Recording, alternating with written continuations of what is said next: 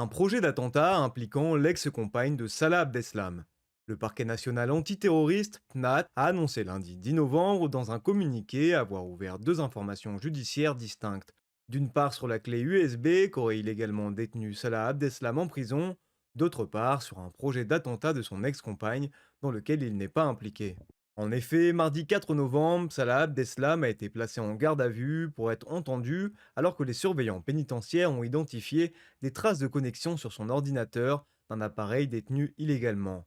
Selon le parquet, via cet appareil, il aurait visionné des fichiers audio, images ou vidéos, la plupart ayant trait à la propagande officielle d'organisations terroristes, État islamique ou Al-Qaïda. Si les objets n'ont pas été trouvés lors de la perquisition de la cellule de Salah Abdeslam, incarcéré au centre pénitentiaire de Vendin-le-Veil, des traces de connexion auraient été détectées sur son ordinateur. Un appareil détenu en toute légalité sur lequel le prisonnier n'a pas accès à Internet mais peut suivre des cours. D'après les enquêteurs, cette clé USB lui aurait été remise par Maeva B, une ex-compagne de Salah Abdeslam qui lui aurait rendu visite en prison. Après une perquisition à son domicile, la jeune femme a été mise en examen pour avoir remis la clé USB à son compagnon et surtout pour un projet d'attentat djihadiste. Elle a depuis été incarcérée.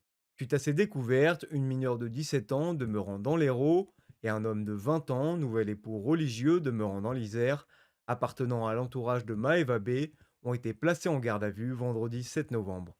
Le PNAT a ouvert lundi une information judiciaire et demandé la mise en examen de ces trois protagonistes pour association de malfaiteurs terroristes en vue de la préparation de crimes contre les personnes, ainsi que leur incarcération.